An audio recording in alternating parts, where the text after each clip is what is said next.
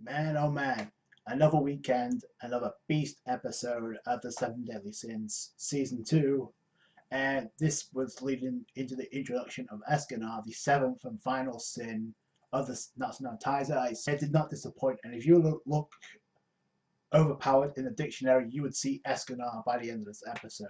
Holy God.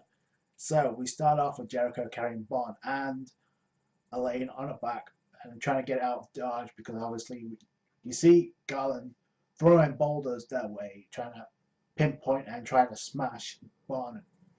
Shout out for Jericho to actually tanking that. She actually takes a boulder, she throws Bon and she throws Elaine out of harm's way. She gets nailed, but then she cuts through it, so that was impressive. But she's bleeding on the face, so she really tanked that boulder by the boulder. But then Elaine uses a magical wind abilities to send him down. I guess the entrance of what is it, the My Sweet Gluttony bar owned by Escanor, so that was kind of convenient. So first of all, he owns an underground bar, which is, and the fact that he has no customers, and I guess he was hiding out until he finally realized that the Holy Knights are done pursuing the Seven Deadly Sins, so he can come out of hiding.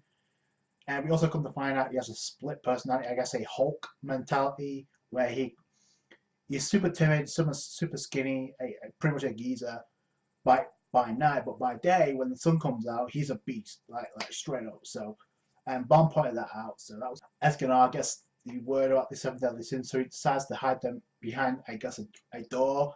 But in comes Garland and Bella Skiller, wasted a little time. They literally come into the bar. There's some kids around here. You're hiding Bond, you're hiding Elaine, you're hiding Jericho. Cough them up. So, and the funny thing is, they already knew they were behind the door, but God actually gets a hold of one of the barrels, I guess, of beer, and he starts guzzling alcohol. He says it's been 3,000 years, so a long time since about alcohol. Yeah, Bella Skiller there actually. I thought, oh, this is so stupid, but thing you know, she's taking a mug of beer as well, alcohol, and she's getting wasted. So they're both getting wasted in the bar. That pretty much emptying Escanor's bar. So that was funny. That was funny as hell. Whereas when she's drunk, Bella Skiller's a lot more charming. So. But she's still dangerous. Hiding Bond and the others behind that door. So how about we play a game? 1v1. If I died before you, I would pursue them. So he just levels the place. He brings, I guess, he traps Escanor down a bunch of rocks. And I guess in a way this kind of nerfs Escanor because during the night he's not really as powerful. But when it comes to the sunlight, when it comes to daytime, he can be overpowered as fuck. So there is Sacred Treasure, the Divine Axe Ritter, the one-handed axe, which that's a beast-looking axe, by the way. And then we see Escanor make the transformation. He bulks up, and then he picks it with ease. Escanor he uses Sacred Treasure. One swipe, he cleaves Garland in half like it's nothing. And you see the shock in Melascula's face. That was, oh boy, you've done it now. And I'm like, you're about to get messed up big time. Lion symbol of pride on the back. That was epic as hell. And you know this guy's a beast when you have Merlin and Meliodas sensing this guy from their bar. It's like, yep, it's him, isn't it? It's like, and I guess we got the level of Garland, total power level, because he gets pissed off on the fact that he gets sliced. He activates critical over, and it allows him to go up to max, full on max against Escanor. So that's like, whoa, okay. It like peeks into his skin a little bit, and Escanor's like, is that all you got? I'm like, whoa, okay. So he barely does any damage whatsoever. I mean, it pierced him, but it did nothing. And like I said, you got Merlin and Meliodas from their bar. It's like, you know, his level's up about 50,000. So yeah, this guy's pretty much done at this point. At one point, he was like, yo, I'm gonna allow you to get away, and it's like, yo, Garland's like, yo, I'm not backing down because I made a pledge to not back down. Remember, this was still a 1v1 game. If I back down, then I lie. Then he backs down. He's a victim of his own powers, and he got turned to stone. Which, by the way, he's still stoned by the end of this episode, and I don't know what happened to Melascula. So Garland's turned to stone. So technically, how is Merlin going to be brought back? I think that's going to have something to do with Escanor, because he seems to have a thing for Merlin, because he kept asking all over the place about Merlin. So, and it makes sense about the visual in the opening where we see this double shot of Merlin and Escanor with the sunshine in the background. That makes perfect sense now in its own right. But I guess Escanor could play a role in Merlin getting her powers back, because right now she's sealed in a sacred treasure. Remember, her soul is the only thing that's active right now. Her body's still turned to stone, or it's in pieces. The last we saw, so that's gonna have to be resolved. That's gonna have to be resolved at some point. And I get the feeling that maybe this season 2 is actually setting up for the climactic battle. And big part of me thinks I don't think we're going to get to see this conflict yet. It looks like it's going to be a setup, because right now two things are for sure. One, Bond's still alive, but he needs a massive power boost, because remember he had his soul snatched and he was weakened by Meliscula, so he needs the power boost too. So as overpowered as he is, and Escanor, I don't think he needs a power boost, but Merlin definitely needs to get her body back. So this is all setting up for. You also have Deanna, who needs to rejoin the crew at some point, and King makes his appearance by the end of this episode. So this is all setting up to that reunion, and possibly each of them getting a power boost. Meliodas got his power boost by getting his powers back. And I have a question too.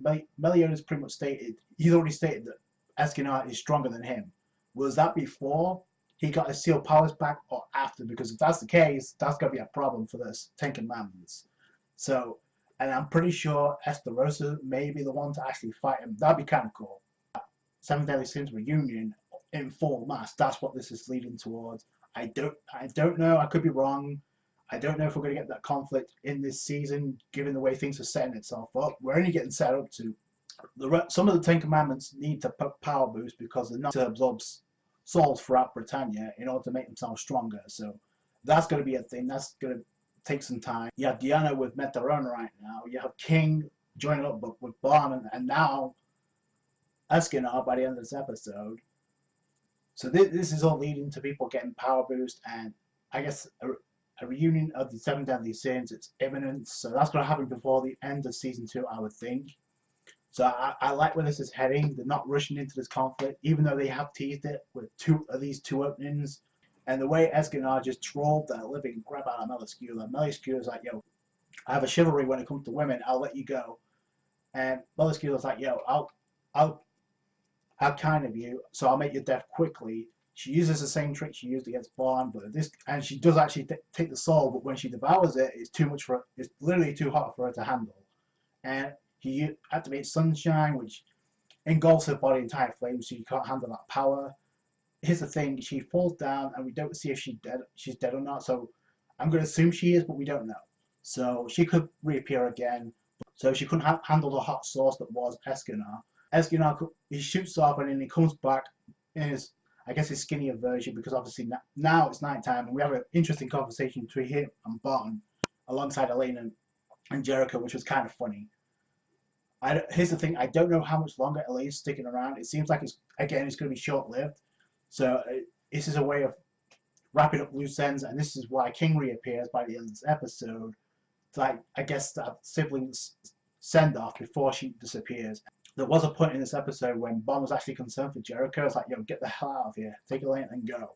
So I get the feeling that Bond, like I said, I think, and we have a touching scene, and Elaine's actually apologizing for what she did in the previous episode, where she went out of jealousy when it comes to Jericho. So I get the feeling Jericho may take the place of Elaine if she disappears.